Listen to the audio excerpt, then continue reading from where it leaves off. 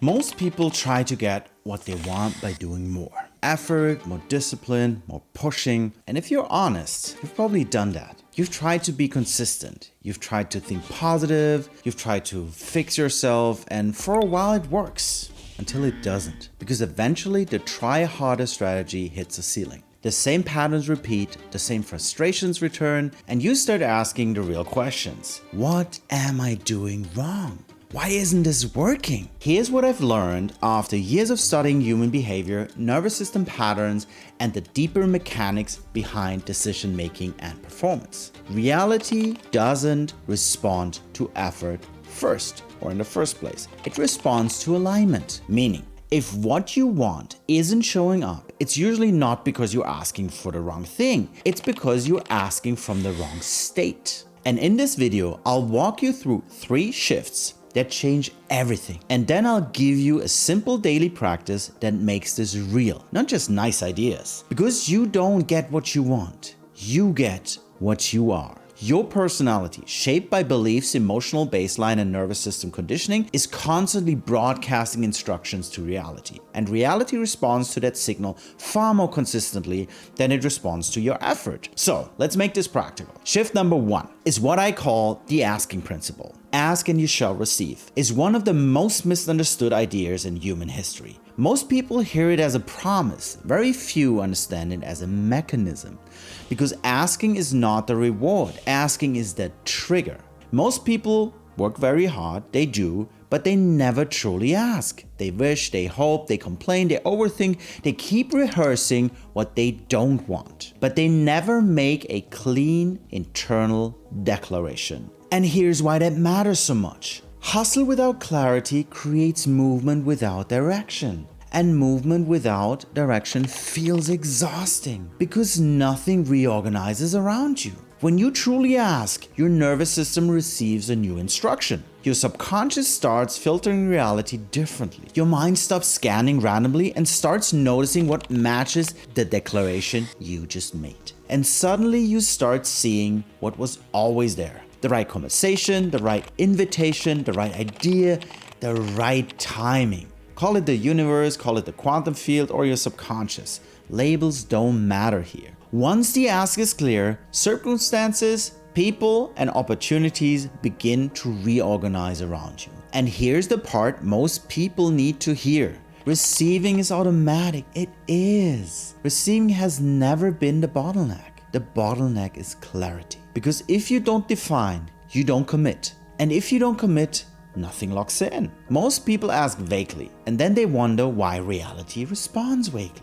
And most people ask small, even though availability is infinite. Not because they're not spiritual enough or something like this, but because their identity is still trained to play safe. And that brings us to the next shift. Because even once you know you need to ask, almost everyone still asks in the way that keeps them stuck. Now, knowing that you need to ask is only the surface. There's a very specific way of asking that multiplies results dramatically. And almost everyone gets it wrong. There are 2 components to asking that must work together. If you only do one of them, you might get some results. But it'll be inconsistent. And it'll feel like it depends on luck. The first component is asking with intelligence. This is where precision replaces fantasy. Because vague wishes keep the nervous system unconvinced. Your biology doesn't mobilize for, I just want to be happy or something like this. It mobilizes for something it can understand. So you get clear. What do you want? Specifically, by when? What does it look like in your real life? And even more important, who are you when you have it? How is your personality? How do you move through your day? How do you decide? How do you speak? How do you treat yourself? And what's your emotional baseline? Because again, you don't get what you want. You get what you are. So writing this down really matters. It's not paperwork or something. It's a declaration to your subconscious. And that movement, that really sinks in. Visualization matters too, by the way. Not as escapism, but as a mental rehearsal. You're teaching your nervous system what the new normal feels like, even before life gives you evidence. But intelligence alone is not enough, because you can write the perfect plan and still be asking from fear. So, that brings me to the second component, asking with faith. And faith here does not mean blind belief. It means certainty about emotional dependency. It is adult planning combined with childhood trust, and it is amazing. It's that quiet internal posture of, I know this is happening. I know it. I don't need to grip it or touch it. I don't need to chase it. I'm just available for it. I'm the magnet. I'm going to receive it out of nowhere. Because doubt weakens the signal. Doubt creates that internal conflict that we don't want. And internal conflict creates incoherence. That's why some people do everything right and still feel stuck. They're asking, but they're also bracing. They're visualizing, but they're also scanning for disappointment. They're affirming, but their body is still in survival. Expectation strengthens alignment. Not needy expectation, not pressure, just that calm knowing. But asking, even done perfectly, is still only the beginning. There's a deeper layer most people never reach, and it explains why some manifest effortlessly while others stay stuck despite doing everything right, quote unquote right. By the way, if this already shifts something in you, there's a space where you can deepen this work and stay aligned with it. In my new YouTube membership, we turn these ideas into lived practice through regular live sessions here on YouTube and direct guidance. All the details are linked below. So, shift number 3 is the alignment principle. And this is where things stop being just motivational and start being mechanical. From a quantum perspective, all possibilities exist as potential. The goal is not creation. The goal is selection through alignment. You are matching the version of reality where it already exists through your personality. This is where most manifestation teachings fall apart completely. They focus on wanting, but wanting comes from lack, and lack is a state. And here's a hard truth that is also incredibly freeing. You cannot attract from lack. You attract from identity. Your personality creates your personal reality. So, if you want the result, you have to become the version of you that already lives in that result. Because results don't appear and then change who you are. Identity shifts first, and then the results follow. And the reason this feels difficult for most people isn't because they're not capable. It's because they're of contradiction. One belief wants expansion, another one wants safety. One belief wants wealth, another one believes receiving is very dangerous, undeserving, and destabilizing. These parts compete for control and your system becomes incoherent. And incoherence is what anxiety feels like in the body, so you can spot it. So, alignment has 3 laws, 3 moves you make internally. Law number 1 is become energetically aligned. In the right state, you don't need to repeat your intention 100 times. A clear, single intention combined with an elevated emotion is fully enough. Meditation is the training ground for that. Not as a relaxing idea, but as embodiment. In your meditation, you enter the state of your future self until your nervous system accepts it as reality. Not because you're pretending, because you're rehearsing a new identity until it becomes natural. Law number 2, release the old programming. Your past conditioning lives in your reactions, your tone, and your body. So you don't fight it, you bring awareness to it. Awareness interrupts the loop, and repetition rewires it. So, gratitude. And this is really important. Gratitude before evidence accelerates change because it teaches the body to feel safe in anticipation, and the body anticipates all the time. That's the real shift. Your system stops wanting for the outside to make it safe. It becomes safe first. You embody safety, and that's what allows the new reality to land. Law number 3, surrender the how. Fully surrender it. It doesn't matter how it happens. Control feels productive, but it limits possibility.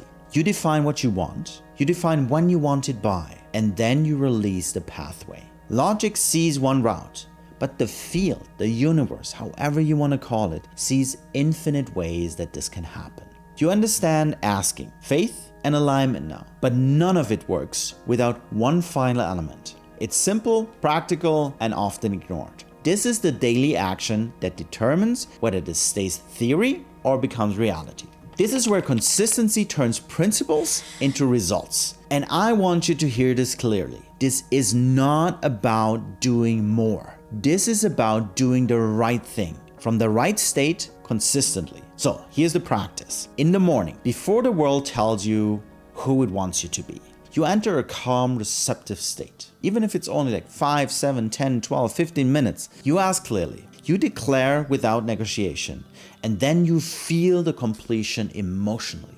Not excitement like you're chasing it or something. Completion like it's already yours. Really feel it. How does it feel like? Then you rehearse your future self until it feels familiar, because familiarity is what the nervous system trusts. Throughout the day, you act as if, not as pretending, as deciding. It's a decision you make. You make choices from alignment, not from urgency. You notice when you slip back into your old self, the old tone, the old story, the old reactions, and you return back to your new self over and over and over again. Gently but powerfully. This is how identity is built. And again, this is the state from where everything has to reorganize around you. In the evening, you acknowledge small signs and shifts that you noted throughout the day.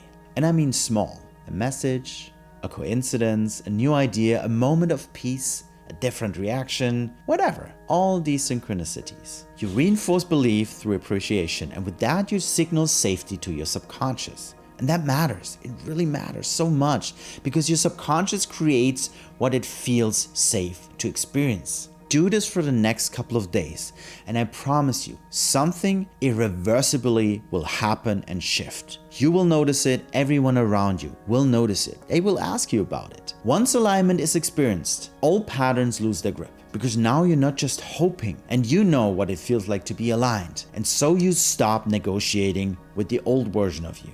What we've talked about here explains how intention starts the process and how alignment shapes outcomes. But there's a layer where this becomes very visible in a very concrete way. Because alignment doesn't only influence results, it influences people. The moments that feel like coincidence, the conversation that change your direction, the people who appear out of nowhere at exactly the right time, none of that is random once you understand how resonance works. And that's exactly why the next video matters. In the law of resonance, you never meet anyone by chance. I break down how your internal state determines who you meet, why certain connections feel effortless, and why others never happen at all. If you want to see how everything you've learned here shows up in real life, not a theory, but as lived experience, watch that video next.